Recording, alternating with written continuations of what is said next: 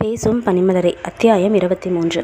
அடுத்த நாள் காலையில் எழுந்த கௌதம் சாராவிடம் விஷயமாக 2 நாட்கள் வெளியூர் செல்ல வேண்டிய விஷயத்தை கூறினான். அதில் அவளுக்கு கொஞ்சம் நிம்மதியாக கூட இருந்தது. அவள் இப்பொழுது வாழ்ந்து கொண்டிருக்கும் வாழ்க்கை பற்றி அவளுக்கு பல குழப்பங்கள். அவன் அருகில் இருக்கும் பொழுது அவளால் எதை பற்றியுமே யோசிக்க முடிவதில்லை. அவன்தான் அவளது நினைவு எல்லாமே அவனை தாண்டி செல்லாதவாறு பார்த்து கொள்கிறானே. அவளுக்கு யோசிக்க நிறைய அவகாசம் தேவைப்பட்டது. அவன் ஊருக்கு போகும் இந்த நேரத்தை அதற்காக பயன்படுத்தி கொள்ள நினைத்தாள். பாஸ், நானும் கொடைக்கானலுக்கு போயிட்டு வரவா என்று தயக்கத்துடன் கேட்டாள். எதுக்கு? சும்மா தான், போய் ரொம்ப நாள் ஆச்சுல, வீட்டை கொஞ்சம் க்ளீன் பண்ணி வச்சுட்டு வரேன். 5 டேஸ்க்கு ஸ்கூல் வேறு லீவ் விட்டாங்க. இங்கே தனியாக இருந்து என்ன பண்ண போகிறேன்?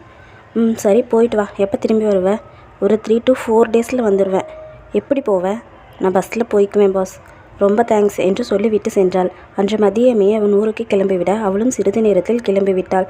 2 நாட்கள் கழிந்தது.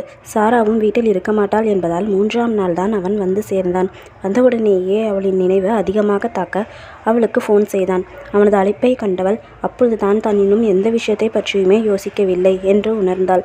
பெருமூச்சை வெளியேற்றபடி ஃபோனை எடுத்தவள், ஹலோ என்க. பொண்டாட்டி, என்னடி பண்ணிட்டு இருக்க என்று அவன் தாபம் நிறைந்த குரலில் கேட்க அவளோ தடுமாறி போனாள். அவள் அமைதியாக இருக்கும். பேசிடி, என்ன பண்ணுற? அது வெளியில் ஷாப்பிங் வந்திருக்கேன் என்றாள். ஓ மேடம், ஜாலியாக ஊர் சுற்றிட்டு இருக்கீங்க. இங்கே ஒருத்தன் காஞ்சி போய் கிடப்பானே, அவனை கவனிக்கலாம், ஊருக்கு திரும்ப வரலாங்கிற எண்ணமெல்லாம் இல்லை.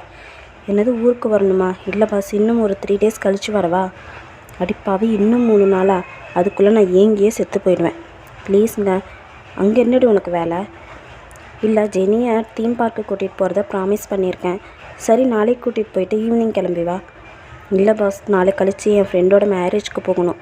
ஸோ அப்போ வரமாட்டேன். அதானே, அங்கேயே இருந்துக்க, இங்கே வந்துடாத என்று கோபத்துடன் ஃபோனை வைத்து விட்டான்.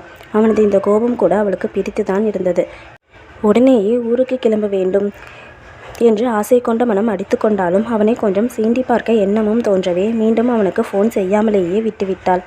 ஆனால் அங்கு கௌதமோ அவள் இல்லாத வீட்டில் அவள் வாசம் தேடி அலைந்தான். உடலில் ஒவ்வொரு அணுவும் அவள் வேண்டுமென்ற தாபத்தை கொடுக்க மிகவும் நொந்து போனான். தான் அவளிடம் இந்த அளவிற்கு அடிமைப்பட்டு கிடக்கிறோம் என்று நினைத்தவனுக்கு தன்னை பற்றியே வெட்கமாக இருந்தது. இதற்கு மேலும் தாழ முடியாதவனாய் அவளை தேடி புறப்பட்டான். அவன் கொடைக்கானலுக்கு சென்று சேர இரவு 11 மணிக்கு மேல் ஆகிவிட்டது. காலின் பேல் அடித்துவிட்டு காத்திருந்தான். வெகு நேரம் கழிந்த பின்னும் கதவு திறக்கப்படாமல் இருக்கவும் மீண்டும் பலமுறை அடித்து பார்த்தான். எந்த எதிரொலியும் இல்லாமல் போகவே அவளது மொபைலுக்கு ஃபோன் செய்தான். உடனே ஃபோனை எடுத்தவள், ஹலோ, என்ன பாஸ், இந்த டைமில் ஃபோன் பண்ணியிருக்கீங்க என்றாள். என்ன பண்ணிட்டு இருக்க? தூங்கிட்டு இருக்கேன்.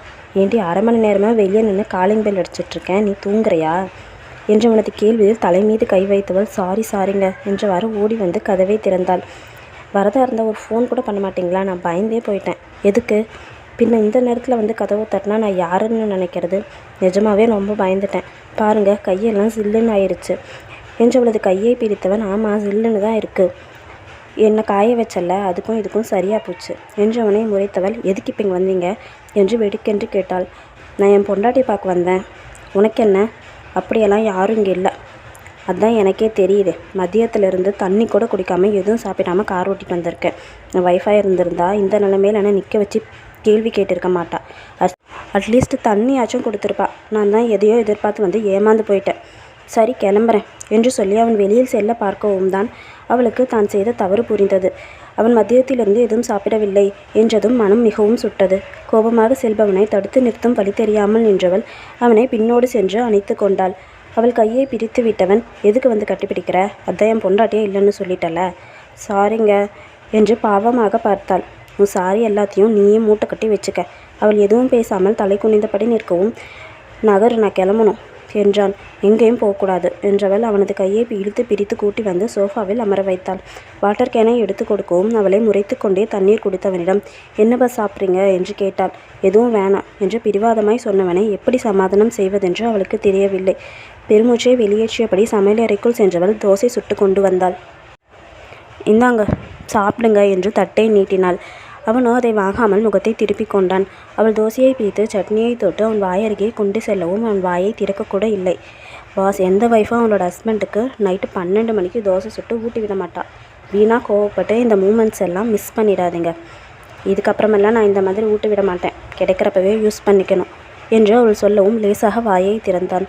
அவளும் ஊட்டி விடவே அப்பொழுதும் முறைத்து கொண்டேதான் சாப்பிட்டான். சாப்பிட்டு முடித்ததும் அவன் அறைக்கு சென்றுவிட சிறிது நேரத்தில் அவளும் சென்றாள். ஜன்னலை திறந்து வைத்தபடி அவன் நின்றிருக்க, ரொம்ப குளிருதுங்க, விண்டோவை க்ளோஸ் பண்ணுங்க என்றவள் கையோடு அதை சாத்திவிட்டு அவனை காற்றுக்கூட போக முடியாத அளவிற்கு இறுகி அணைத்திருந்தாள். அவளுக்குமே அவன் அருகாமை மிகவும் வேண்டியதாய்தான் இருந்தது. அவளுமே அவனுக்காக ஏங்கிதான் போயிருந்தாள். அந்த ஒற்றை அணைப்பிலேயே அவளது காதல் முழுவதையும் அவனுக்கு கடத்த முயன்றாள். பாஸ், உங்களை ரொம்ப மிஸ் பண்ணிட்டேன் என்றபடி மேலும் தன்னுள் புதைந்தவளை கண்டு அவனுக்கு உலகமே மறந்து போனது. அதற்கு மேலும் அவனால் கட்டுப்படுத்த முடியவில்லை. அவளை தூக்கி கொண்டு போய் கட்டிலில் கிடத்தியவன் அவளுள் மிகவும் வன்மையாக தனது தேடலை தொடங்கியிருந்தான். அந்த வன்மையான அணுகுமுறையில் அவள் மேலும் மேனியெங்கும் புண்ணாகி போக, பெண் அவளோ, பாஸ் கொஞ்சம் மெதுவாக பண்ணுங்க என்று முணங்கினாள். ஆனால் அவனது முனங்கல்கள் எல்லாம் அவன் காதில் விழுந்தால்தானே. அவனது காரியம் ஒன்றே குறிக்கோளாய் முன்னேறியவன் எதையும் கவனிக்கும் நிலையில் இல்லை. அந்த அளவிற்கு மோகம் அவனை ஆட்டுவித்தது. சாராதான் அவன் இந்த அணுகுமுறையில் சிக்கி சிதைந்து போனாள். முழுவதுமாய் அவளை களவாடிய பின்னரே விட்டவன் அவள் முகம் பார்க்க அவளோ களைத்து தூங்கி போயிருந்தாள். எப்பொழுதும் போல் அவளை இழுத்து தன் நெஞ்சின் மீது போட்டுக்கொண்டு அவனும் தூங்கி போனான். ஓகே ஃப்ரெண்ட்ஸ், ஸ்டோரி எப்படி போகுதுன்னு கமெண்ட்டில் சொல்லுங்கள். லைக் பண்ணி சப்ஸ்கிரைப் பண்ணுங்கள் செல்லக்குட்டி.